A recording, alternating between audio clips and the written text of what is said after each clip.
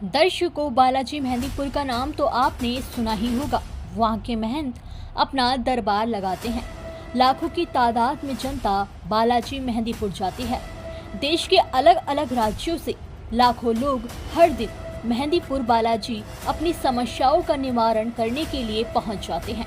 ये तो आम बात है, ये तो आपको पता ही है। लेकिन आप सभी तब हैरान हो जाओगे जब आपको ये पता चलेगा कि मेहंदीपुर बालाजी का महंत भी अब संत रामपाल जी महाराज जी की शरण में आ गया। जी हाँ दर्शकों, ये महंत मेहंदीपुर बालाजी में शाम शक्ति बालाजी दरबार और शिव शक्ति बालाजी दरबार लगाया करते थे। हजारों लोगों को इन्होंने नाम उपदेश भी दिया था, यानी कि हजारों की तादाद में लोगों ने इन्हें अपना गुरु मान रखा था। यह महंत बालाजी दरबार की गद्दी लगाया करते थे और लोगों के कष्टों का निवारण भी किया करते थे। इन्होंने बताया कि बालाजी महाराज और प्रेतराज सरकार की शक्ति इनके अंदर आ गई थी। इन्होंने लोगों का बहुत भला भी किया था। दर्शकों, ऐसे ही कृष्ण धीरेन्द्र शास्त्री भी हैं जो अपने आप को बालाजी का परम भक्त बताते हैं। परंतु जो महंत आज संत रामपाल जी महाराज जी की शरण में आए हैं, उनमें तो पहले से ही प्रेतराज सरकार और बालाजी की शक्ति आ गई थी, जिससे हजारों लोग इन्हें अपना गुरु मानने लगे थे। लेकिन उनके जीवन में ऐसी क्या घटना घटी जिसके कारण इन्हें संत रामपाल जी महाराज जी से नाम उपदेश लेना पड़ा। जब ये पहले से ही चमत्कारी थे, यानी कि लोगों का भला किया करते थे, तो फिर क्यों इन्हें संत रामपाल जी महाराज जी की शरण में जाना पड़ा। आइए दर्शकों, आज आपको एक बालाजी महाराज जी के महंत से रूबरू करवाते हैं। आज इन्हीं से जानेंगे कि अधिक लोकप्रिय बालाजी महाराज के महंत होने के बाद भी इनके जीवन में ऐसी कौन सी घटना घटी जिसके कारण ये संत रामपाल जी महाराज जी की शरण में आ गए। आइए दर्शकों, जानते हैं इनकी कहानी इन्हीं की जुबानी। आइए इन महंत से जानते हैं कि क्यों ये संत रामपाल जी महाराज जी की शरण में आए। जी सर, संत रामपाल जी महाराज जी की शरण में आने से पहले मैं और मेरा पूरा परिवार 15 साल से बालाजी महाराज जी की अटूट साधना किया करते थे। बालाजी महाराज जी के मंगलवार के व्रत भी रखा करते थे और 40-40 दिन के बालाजी महाराज जी के व्रत रखते थे और सुबह को एक लौंग का जोड़ा गंगा जल का सेवन करते थे और शाम को संध्या के समय दूध और फल का आहार किया करते थे। और हम ओम हंता हनुमंता नमः का जाप करते थे, ओम बटुक भैरवाई नमः का जाप करते थे। 108 माला ऐसी हम 33 माला पर डे किया करते थे। और 7 साल से मैं खुद बालाजी महाराज जी की गद्दी लगाया करता था। श्याम शक्ति बालाजी दरबार और शिव शक्ति बालाजी दरबार के महंत के पद पर विराजमान था। साथ ही साथ गांव-गांव जाकर हम बालाजी महाराज का प्रचार किया करते थे और सुंदरकांड का पाठ करते थे। और जितनी भी बालाजी दरबार में जितनी भी क्रियाएं होती हैं वो मैं सब करता था। भूतों की पूजा करना, क्योंकि बालाजी महाराज जी के साथ एक प्रेतराज सरकार है। आपको नाम से ही पता चला होगा कि प्रेतराज सरकार, बालाजी समाज जो भी है सब भूतों की पूजा करता है और हम उसके महंत थे। बालाजी महाराज जी की साधना जितनी भी है वो भूतों से संबंधित है, क्योंकि दरबार के अंदर जितने भी लोग आते थे वो भूतों से ग्रस्त, समस्याओं से ग्रस्त लोग आते थे और हम बालाजी महाराज की शक्ति का आह्वान होता था मेरे शरीर के ऊपर और उस शक्ति के माध्यम से हम उनका भूत भविष्य वर्तमान बताया करते थे। और एक गुरु गद्दी पे विराजमान थे। कम से कम हमारे 1000 प्लस शिष्य थे जो दरबार में आया करते थे। बालाजी महाराज जी की साधना के साथ साथ प्रेतराज जी की साधना होती। आपको नाम से ही लग रहा होगा प्रेतराज, प्रेतों की साधना बालाजी परिवार पूरा करता है। हम जो साधना करते थे उस साधना से मुझे मानसिक सुख नहीं था। मैं एक गुरु गद्दी पे विराजमान होने के बावजूद भी मुझे को मानसिक सुख नहीं था और हमारे घर के अंदर हमेशा गृह क्लेश बना रहता था। छोटी छोटी बातों पे खींचातानी हो जाती थी, धन का अभाव था, मम्मी की हमेशा तबीयत खराब रहती थी और लोगों के हम कहीं ना कहीं मसीहा थे। मेरे को लोग गुरु कहते थे और अपनी परेशानी का समाधान मेरे से पूछते थे और मैं खुद मेरे घर के अंदर खुद परेशानियों का पहाड़ टूटा हुआ था। तो फिर संत रामपाल जी महाराज की शरण में क्यों आए, क्या मजबूरी रही आपकी? सर, आपने बहुत अच्छा क्वेश्चन करा। संत रामपाल जी महाराज जी की शरण में आने का मेरा एक बहुत महत्वपूर्ण कारण रहा। जैसे कि मैं 15 साल से बालाजी महाराज जी की मैं और मेरा पूरा परिवार साधना कर रहा था और 7 साल से मैं खुद एक गुरु गद्दी पे विराजमान था। मेरे घर के अंदर एक ऐसी घटना घटित हुई, क्योंकि सर मैं आपको कहना चाहूँगा कि भक्ति इसलिए करते हैं कि जिससे मानसिक सुख हो और कभी अकाल मृत्यु ना हो। मेरे घर के अंदर खुद एक ऐसा घटना घटित हुई जिसने मुझे तोड़ कर रख दिया। मेरी बड़ी सिस्टर थी जिसकी हमने शादी करी और शक्तियों के आदेश अनुसार हमने उसकी शादी करी थी, और 6 महीने के बाद वो उसका डिवोर्स हो गया और वो घर आ गई। वो परेशान रहने लगी और दरबार के अंदर हमेशा शक्तियों से भी और बालाजी से प्रार्थना करती थी कि हे मेरे बालाजी महाराज, ये मेरे साथ ही क्यों हुआ? हमने तो आज तक कभी किसी का दिल नहीं दुखाया, हमने कभी किसी को कोई परेशानी नहीं दी, ये मेरे साथ ही क्यों हुआ? जो शक्ति कहा करती थी, कहती थी कि बेटा तेरा जीवन उसी लड़के के साथ चलेगा, और ऐसा नहीं हो पाया। 25 जून 2021 को दिन शुक्रवार के दिन, और उससे पहले मंगलवार को दरबार हुआ और वो लड़की भी बैठी थी, और जो शक्ति भूत भविष्य वर्तमान बताया करती थी लोगों का, वो मेरे घर का न बता पाई। 25 जून 2021 को वो सुबह उठी ब्रह्म मुहूर्त में, उसने पूजा करी और अपने रूम के अंदर गई और उसने पॉइजन खा लिया। मुझे बिल्कुल एहसास भी नहीं हुआ कि मेरे घर के अंदर ये घटना घटित होने वाली है। और जब उसने पॉइजन खा लिया मुझे पता चला तो मैं बिल्कुल एक हैरान सा हो गया कि ये मेरे घर में कैसा हो गया। और मुझे इतना विश्वास था कि मेरे साथ ऐसा नहीं हो सकता था। और लोगों ने मेरे को टोन कसने शुरू करे, मेरे गांव वालों ने, मेरे मामा के लड़के ने, मेरे मौसी के लड़के ने, कि बालाजी महाराज को देखेंगे कि बालाजी महाराज में शक्ति होगी तो इस बच्ची को बचा देगी। सर एक बात कहना चाहूँगा, जब हम बालाजी मंदिर में बैठते थे तो हम भजन गाया करते थे कि बालाजी महाराज ने राई का पहाड़ करा है, और पूरा समाज जानता है हनुमान जी के लिए लोक वेद इतना चला हुआ है कि हनुमान जी मुर्दे को जिंदा कर देते हैं और ऐसा करते हैं वैसा करते हैं। मैं खुद कहा करता था कि हनुमान जी की जो पूजा करेगा उसकी कभी अकाल मृत्यु नहीं होगी, और हमारे घर में ही ऐसा हुआ। लोगों ने मुझे टोन कसने शुरू करे कि हम देखेंगे बालाजी महाराज आज इस बिटिया को बचाएंगे नहीं बचाएंगे। मैंने बालाजी महाराज जी से प्रार्थना करी कि हे मेरे बालाजी महाराज, आज भगत की लाज रखना, इस बिटिया को जीवन दान देना। ऐसा नहीं हुआ और वो हमें छोड़ के चली गई।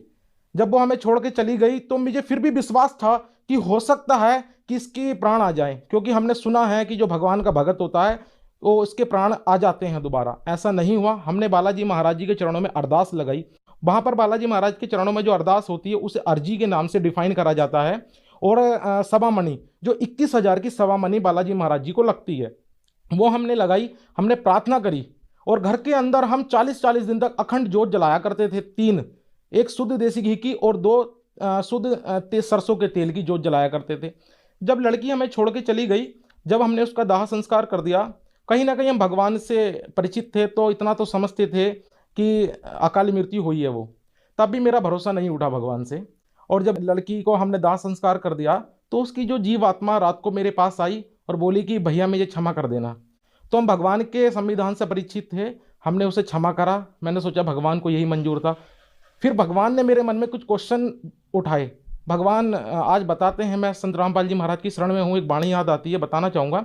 करे करावे साइया मन में लहर उठा, क्योंकि भगवान ने मेरे मन में कुछ प्रश्न उठाए कि जब नर के अंदर नारायण वास करता है तो वो पॉइजन किसने खाया, नारायण ने खाया या नर ने खाया।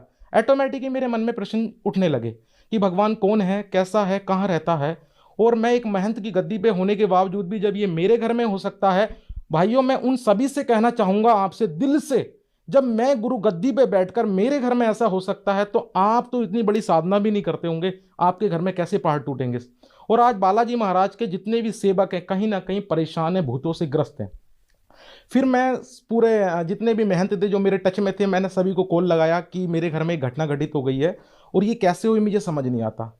मैं मेहंदीपुर बालाजी महाराज के जो महंत हैं प्रेतराज दरबार के मोहनपुरी जी महाराज, मैंने उनसे बात करी, उन्होंने मेरी कोई बात का उत्तर नहीं दिया। मैंने सभी महंतों से संपर्क साधा, किसी ने मेरी उत्तर नहीं दिया। फिर मैं एक हमारे यहाँ बिजनौर एरिया पड़ता है और वहाँ मैं गया, एक संत है वहाँ फूल संधे नाम से, उन संत के पास गया अपने क्वेश्चनों को लेकर, क्योंकि मैंने सुना था कि इन क्वेश्चनों का जवाब अब संत ही दे सकता है। जब मैं संत के पास गया तो संत ने कहा भगवान निराकार है, उसका कोई आकार नहीं है। मैंने पूछा कि जीव आत्मा मरने के बाद कहाँ जाएगी, उसने कहा कि ब्रह्म में लीन हो जाती है। मुझे मतलब अपने क्वेश्चनों का उत्तर नहीं मिला और मैं वहाँ से आ गया। फिर मैंने बालाजी दरबार गया, मैंने कहा शक्तियों से मेरी बात करूँगा मैं, जो शक्ति मैं उन्हें कहता हूँ, जो बालाजी महाराज का मंदिर में आह्वान होता है तो वहाँ से दूत आते हैं और वो प्रेत होते हैं, वो उनके ऊपर आते हैं। तो मैं एक महंत जी के पास गया था, उस महंत जी से मैंने कहा कि मुझे कुछ आपके महाराज से बात करनी है। तो उन्होंने मेरी प्रार्थना स्वीकार करी, दरबार में बैठे।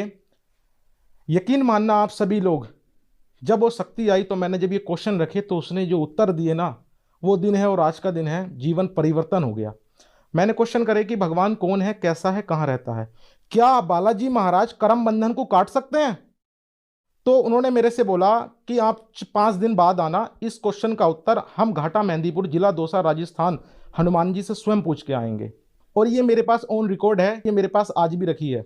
उन्होंने बोला कि बेटा हमने तो कभी कहा ही नहीं कि आप हमारी भक्ति करो, और बालाजी महाराज ने साफ बोला है कि मैं कभी करम बंधन को नहीं काट सकता। फिर उन्होंने एक बात बोली कि श्री राम जी ने बाली को छुपकर मारा था, और वही द्वापर में श्री कृष्ण बने और वाली वाली आत्मा भील बनी, उसने उन्हें मारा, तो करम बंधन तो हम भी नहीं काट सकते। मैंने बोला क्या बालाजी की साधना से मोक्ष संभव है? तो उन्होंने बोला बालाजी महाराज की साधना से मोक्ष संभव नहीं है। तो मेरे माइंड में एक रिपीट क्वेश्चन होता है, जितने भी बालाजी महाराज के साधक हैं वो सुंदरकांड का नित्य पाठ करते हैं, तो उसमें एक लाइन आती है, हनुमान जी बोलते हैं कि प्रात लेई जो नाम हमारा, ते ही दिन ताहे मिले ना आहारा। हनुमान जी उसके अंदर बता रहे हैं कि सुबह सुबह जो उठकर मेरा नाम लेगा उसे पूरे दिन आहार नहीं मिलेगा। वो मेरे अंदर माइंड में एकदम वो वाणी रिपीट हुई कि यार हनुमान जी ने तो मना करा है कि मेरी पूजा नहीं करनी। जब ये वाणी मुझे याद आई तो हनुमान जी तो इस वाणी में साफ साफ मना कर रहे हैं कि मेरी पूजा नहीं करनी है, तो और भगवान भी कोई और है। आप किसी को डाउट है तो सुंदरकांड उठा के आप इस चौपाई को पढ़ सकते हैं। तो जब मुझे लगा कि भगवान कोई और है जिसकी साधना से मोक्ष मिलेगा, तो यात्रा मैंने प्रारंभ करी और मैं अपने क्वेश्चनों का जवाब लेने के लिए जगह जगह जाने लगा, संतों के पास जाने लगा, जहां मुझे कहीं भी उत्तर नहीं मिला। जब ये वाणी मेरे माइंड में आई और ये मुझे आदेश मिला कि अपनी यात्रा को बढ़ा दो, जब मैं खोज के लिए निकला तो संतों के पास जाने लगा जहाँ पर कोई भी ज्ञान मुझे नहीं मिला। तो बेसिकली मेरा मेडिकल लाइन का व्यापार है, और उसी लिस्ट में एक डॉक्टर JS धवन जो मेरे से मेडिसिन लिया करते थे, जो संत रामपाल जी महाराज जी के शिष्य थे। तो संत रामपाल जी महाराज जी के शिष्य ने मेरे को कहा कि एक बार आप आइएगा, आपसे कुछ वार्ता करनी है। तो मैं जब आया तो उन्होंने मेरे को कहा कि आप जो साधना कर रहे हो ये साधना व्यर्थ थी, और उन्होंने मेरे को एक पुस्तक दी, ज्ञान गंगा। उन्होंने कहा एक बार इस पुस्तक को पढ़ना और फिर बैठ के चर्चा करेंगे। मैं उस पुस्तक को घर ले गया, उस पुस्तक को मैंने अध्ययन किया। जो उस पुस्तक के अंदर सृष्टि रचना थी, जब उस पुस्तक के अंदर जो सृष्टि रचना मैंने पढ़ी तो मेरे कुछ क्वेश्चनों का जवाब मुझे मिल गया। क्योंकि मेरा क्वेश्चन था कि भगवान कैसा है और कहाँ रहता है। आज तक जितने भी महंत हुए हैं और जितने भी साधु संत हैं, सब भगवान को कहते हैं कि निराकार है भगवान। उस पुस्तक में संत रामपाल जी महाराज ने सृष्टि रचना में भगवान का विस्तार से बताया है। और जब उस पुस्तक को मैंने पढ़ा तो सभी चीज़ आई। उस पुस्तक के अंदर संत रामपाल जी महाराज ने श्रीमद् भगवद गीता के बारे में बताया, और श्रीमद् भगवद गीता का मैं खुद पाठ किया करता था। मेरे घर के अंदर भी रखी थी, मेरे मंदिर में रखी हुई थी। और श्रीमद् भगवद गीता में एक अध्याय है, अध्याय नंबर 9 श्लोक नंबर 25। उसके अंदर बताया गया है कि जो भूत पूजेंगे वो भूतों को प्राप्त होंगे, जो पितर पूजेंगे पितर को प्राप्त होंगे, जो देव पूजेंगे वो देव बनेंगे। जब मैंने ये वाणी पढ़ी उसके अंदर और ये मैंने मैच करी तो वो पाई मैंने उसके अंदर, बालाजी समाज जो भी है वो सब भूतों की पूजा करता है। तो मानसिक सुख और शारीरिक सुख कभी उन्हें हो ही नहीं सकते, क्योंकि शास्त्रों से विरुद्ध साधना कर रहे थे वो। ठीक है। और साथ ही साथ जब मैंने आगे पढ़ा तो सारा ज्ञान संत रामपाल जी महाराज जी का वो जो शास्त्रों से प्रमाणित पाया। आगे मैंने उसके अंदर एक वाणी पढ़ी श्रीमद् भगवद गीता में, संत रामपाल जी महाराज बता रहे थे जब मैं ज्ञान गंगा पढ़ रहा था, अध्याय नंबर 16 के श्लोक नंबर 23 में भगवान बता रहे हैं कि जो शास्त्र विधि को त्याग कर मनमाना आचरण करता है, ना तो उसे सुख होता है ना उसे परम शांति होती है। ये मैंने जब मैच करा तो वो श्रीमद् भगवद गीता में पाया। जब मैंने ज्ञान समझ लिया तो 1 अगस्त 2021 को परम पूज्य संत रामपाल जी महाराज जी से नाम दीक्षा ग्रहण करी। सर मैं बताना चाहूँगा, जब मैंने संत रामपाल जी महाराज जी का ज्ञान सुना तो पाया कि संत रामपाल जी महाराज जी बताते हैं कि जो पुण्य होते हैं हमारे पिछले ज़माने के पिछले कर्म जो होते हैं, उसी से मेरी बैटरी चार्ज थी और उन्हीं पुण्य से मैं उन शिष्यों को लाभ दे रहा था। और जब मेरी बैटरी डिस्चार्ज हो गई, आगे चार्जर मिला नहीं, आगे गुरु मिला नहीं, जब मेरी बैटरी डिस्चार्ज हो गई तो मुझे हानि होने लगी। आज अधिकतर समाज बालाजी महाराज और हनुमान जी की साधना कर रहा है, जो पूर्णतः वेदों से प्रमाणित नहीं है। शास्त्रों में कहीं भी हनुमान जी की पूजा का जिक्र भी नहीं है। हनुमान जी तो खुद एक दास थे और हनुमान जी की साधना का श्रीमद् भगवद गीता और चारों वेदों में कहीं भी प्रमाण नहीं है। श्रीमद् भगवद गीता अध्याय नंबर 16 के श्लोक नंबर 23 में भगवान बता रहे हैं, जो शास्त्र विधि को त्याग कर मनमाना आचरण करता है, ना उसे सुख होता है ना उसे परम शांति मिलती है। जो हमारा समाज है वो श्रीमद् भगवद गीता को तो मानता है, मगर जो उसके अंदर वाणियाँ लिखी हैं, जो उसके अंदर बातें लिखी हैं, उसको नहीं मानता। सर आपने संत रामपाल जी महाराज जी से नाम दीक्षा ली, तो क्या संत रामपाल जी महाराज से नाम दीक्षा लेने के बाद आपको लाभ मिले? हाँ जी, संत रामपाल जी महाराज जी से, परम पूज्य संत रामपाल जी महाराज जी से नाम लेने से पहले मेरी आर्थिक स्थिति बहुत कमज़ोर थी और मैं जिस कार्य को भी करता था मुझे उसमें लाभ नहीं होता था। ठीक है, संत रामपाल जी महाराज जी से जब मैंने नाम दीक्षा ली, उसके कुछ समय के बाद मालिक ने दया करी, संत रामपाल जी महाराज ने दया करी, एक मेरा होलसेल का मेडिकल स्टार्ट हुआ और साथ ही साथ हमारा एक मशरूम का यूनिट भी है, रश्मि मशरूम फार्मिंग के नाम से। और मेरा होलसेल में मेडिकल है, मेरी खुद की संत रामपाल जी महाराज जी की दया से मेरी खुद की एक फर्म है जिसमें हमारी मेडिसिन आती हैं और हम मार्केट में सेल करते हैं। पहले जो हम काम कर रहे थे मार्केट के अंदर काफ़ी पैसा फंस जाया करता था जो निकल नहीं पाता था। एक बार मेरे साथ ऐसा हुआ कि एक मेरी पार्टी है, उसने काफ़ी माल ले लिया और मुझे पैसा नहीं दिया। और जब मैं संत रामपाल जी महाराज जी की शरण में आया, मैंने मालिक संत रामपाल जी महाराज जी से प्रार्थना करी और वो पैसा मेरा रिकवर हो गया। भगवान ने लाभ तो समय समय पे दिए हैं। जैसे मेरी मम्मी थी, उसे बहुत परेशानी रहा करती थी पहले भी, संत रामपाल जी महाराज जी की शरण में आने से पहले उन्हें काफ़ी परेशानियां थीं। उन्हें एक लंग्स में प्रॉब्लम थी टीबी की, जो ब्लीडिंग आ जाया करती थी, खांसी के अंदर उन्हें ब्लीडिंग आ जाया करती थी। जब हमने संत रामपाल जी महाराज जी से नाम उपदेश लिया, उसके कुछ समय के बाद संत रामपाल जी महाराज जी के आशीर्वाद से उनकी परेशानी पूर्णतः के साथ खत्म हो गई। आज उन्हें थोड़ी बहुत भी कोई दिक्कत होती है तो 10-15 रुपए की टैबलेट से रिकवर हो जाती हैं। पहले हमारे घर के अंदर हर महीने 10 से 15 हज़ार की मेडिसिन आती थी। मेरे पिताजी नशा करते थे और सुरती का सेवन करते थे और हमारे समझाने पर भी वो उसे छोड़ नहीं पा रहे थे। परमात्मा संत रामपाल जी महाराज जी का जिस दिन उन्होंने नाम दीक्षा ली, उसी दिन से उन्होंने नशा त्याग दिया। मैं सभी बालाजी महाराज के जो भी सेवक हैं, जो उनके भगत हैं, मैं उस सभी को एक प्रार्थना करना चाहूँगा और जो बालाजी दरबार में महंत गद्दी पर विराजमान है, उन सभी महंतों से, गुरुओं से एक प्रार्थना करना चाहूँगा। जब आपके बालाजी महाराज स्वयं कह रहे हैं कि मेरी भक्ति नहीं करनी है, तो हम उनकी साधना जो कर रहे हैं इसलिए हमें लाभ भी नहीं मिल रहे हैं। और बालाजी महाराज जी की, हनुमान जी की साधना किसी भी वेद के अंदर नहीं है, पूर्णतः वेदों से विरुद्ध है। इसलिए ना तो किसी भी को सुख हो रहे हैं, ना ही कोई शांति मिल रही है। मेरा आपसे हाथ जोड़ के निवेदन है, जो भी मुझे मेरे शिष्य देख रहे हैं, मैं आप जी से सभी से प्रार्थना करूंगा और जो महंत गद्दी पर विराजमान हैं बालाजी दरबार के, एक बार आप अपने धर्म शास्त्रों को खोल के देखिए, एक बार संत रामपाल जी महाराज जी का जो ज्ञान है उसे सुनिए। संत रामपाल जी महाराज वेदों से प्रमाणित भक्ति दे रहे हैं। आप सभी जो गुरुपद पे विराजमान हैं महंत, मेरा सभी से हाथ जोड़ के प्रार्थना है कि आप जी के भगवान जो बालाजी महाराज हैं वो तो साफ साफ अपनी भक्ति के लिए मना कर रहे हैं, तो जो भक्ति कर रहे हैं वो शास्त्रों के अनुकूल नहीं है।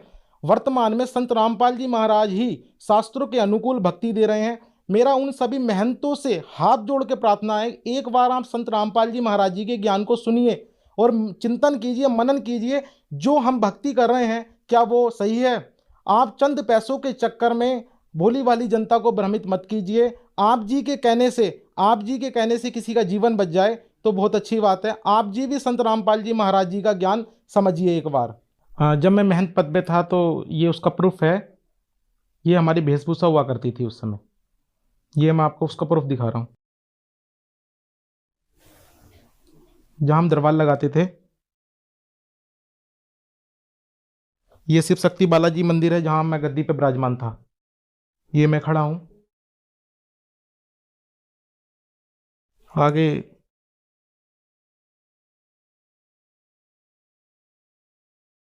मैं गद्दी पे बैठा हूँ यहाँ पर। तो दर्शकों, अगर आपको भी संत रामपाल जी महाराज जी के बारे में कोई भी जानकारी प्राप्त करनी है तो आप संत रामपाल जी महाराज जी के ऑफिशियल यूट्यूब चैनल संत रामपाल जी महाराज से प्राप्त कर सकते हैं।